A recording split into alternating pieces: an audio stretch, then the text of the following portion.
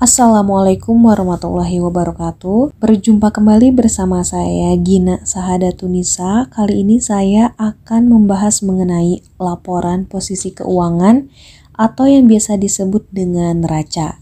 Laporan posisi keuangan ini merupakan salah satu laporan keuangan perusahaan. Lalu apa sih laporan posisi keuangan itu? Jadi Statement of Financial Position adalah daftar yang menunjukkan posisi sumber daya yang dimiliki perusahaan serta informasi dari mana sumber daya tersebut diperoleh. Secara sederhananya, laporan posisi keuangan ini merupakan ringkasan dari aset, liability, dan equity suatu perusahaan, baik perusahaan jasa, perusahaan dagang, maupun perusahaan manufaktur. Fungsi dari laporan posisi keuangan yang pertama untuk mengetahui kondisi keuangan perusahaan pada periode tertentu. Laporan ini mewakili posisi keuangan suatu perusahaan pada waktu tertentu. Umumnya waktu yang dimaksud adalah hari terakhir dari periode pelaporan. Dari laporan ini, pihak pemegang kepentingan bisa mengetahui atau mendapat pemahaman mengenai kesehatan keuangan bisnis pada tanggal tertentu. Yang kedua, sebagai dasar untuk membuat kebijakan strategis. Dengan mengetahui kondisi unsur-unsur keuangan yang ada di neraca, bisa membuat pertimbangan tertentu bagi bisnis yang dijalankan.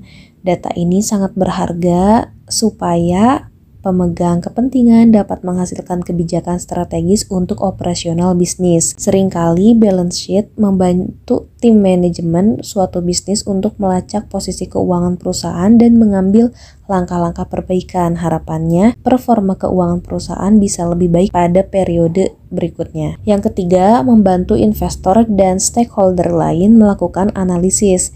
Jadi, selain menjadi dasar pertimbangan manajemen, informasi yang terkandung dalam laporan keuangan tersebut membantu investor dan pemangku kepentingan lainnya seperti pemegang saham, pemerintah, kreditur untuk menganalisis keuangan perusahaan. Tentunya analisis ini menjadi dasar pengambilan keputusan investasi. Selanjutnya, investor juga dapat membandingkan laporan posisi keuangan akhir tahun dengan laporan tahun sebelumnya untuk mengetahui seberapa besar sih penyimpangan yang terjadi. Angka-angka dalam laporan tersebut dapat memberi mereka pemahaman tentang bagaimana kinerja perusahaan.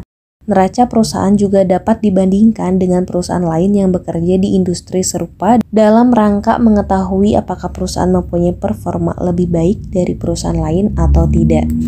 Laporan posisi keuangan terdiri dari 3 komponen utama, yaitu aset, liabilities, dan equity. Secara umum, laporan posisi keuangan dibagi ke dalam 2 sisi, yaitu sisi debit dan sisi kredit. Sisi debit merupakan daftar kekayaan atau sumber daya yang dimiliki perusahaan pada suatu saat tertentu. Sedangkan sisi kredit merupakan sumber dana dari mana harta kekayaan tersebut diperoleh. Sumber dana dari kekayaan tersebut terdiri dari 2 kelompok besar, yaitu utang dan ekuitas. Karena itu, saldo debit dan kredit harus selalu sama dan seimbang atau balance. Dan ini mengacu juga pada persamaan umum akuntansi di mana aset sama dengan liabilities ditambah equity. Nah, lalu aset itu apa aja sih? Aset adalah harta kekayaan atau sumber daya yang dimiliki perusahaan pada suatu periode tertentu. Kekayaan tersebut dapat berupa uang atau kas, tagihan atau piutang, persediaan barang dagang, peralatan kantor, kendaraan, bangunan, tanah, dan sebagainya. Yang kedua, ada liabilitas atau kewajiban, adalah kewajiban untuk membayar kepada pihak lain sejumlah uang atau barang atau jasa di masa depan akibat transaksi di masa lalu.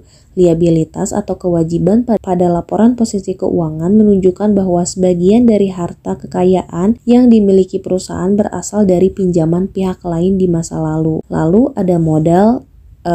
Modal ini biasanya terbagi jadi modal saham dan laba ditahan. Modal saham sendiri adalah kontribusi pemilik pada suatu perusahaan yang berbentuk perseroan terbatas, sekaligus menunjukkan bukti kepemilikan dan hak pemilik atas perseroan terbatas tersebut. Kontribusi pemilik pada perusahaan diwujudkan dalam bentuk penyerahan harta kekayaan kepada perusahaan yang dimilikinya. Harta kekayaan yang ditanamkan pemilik dalam perusahaan dapat berupa uang tunai, kendaraan, bangunan, mesin, tanah, dan sebagainya. Sedangkan modal saham berbentuk lembar-lembar surat kepemilikan perusahaan.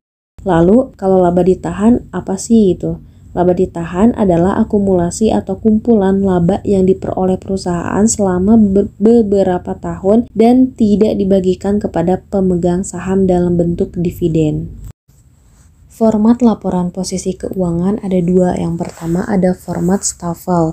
Seperti terlihat di layar, format Staffel ini berbentuk vertikal, jadi posisi aset ada di atas dan di bawahnya diikuti oleh liabilitas dan modal. Sedangkan format kontrol ini lebih seperti format T atau jadi aktiva di sebelah kiri dan pasifanya yaitu kewajiban dan ekuitas di sebelah kanan.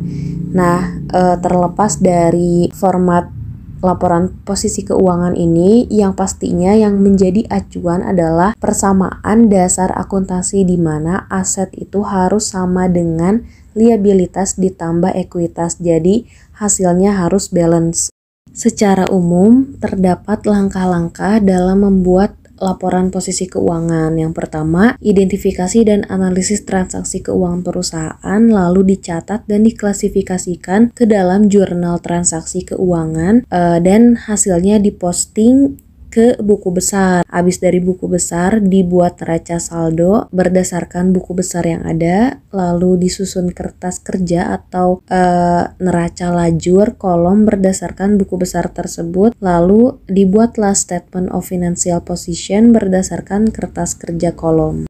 Berikut ada contoh laporan posisi keuangan PT XYZ pada periode 31 Desember 2021 lah ya. Nah, diketahuin bahwa jumlah si aset lancar dan aset tidak lancarnya ini totalnya 7.363.144. Karena model atau format Staffel, maka si liabilitas dan ekuitas ditulis di bawahnya dengan total yang sama yaitu 7.363. Jadi harus balance antara aset dan liabilitas ditambah ekuitas.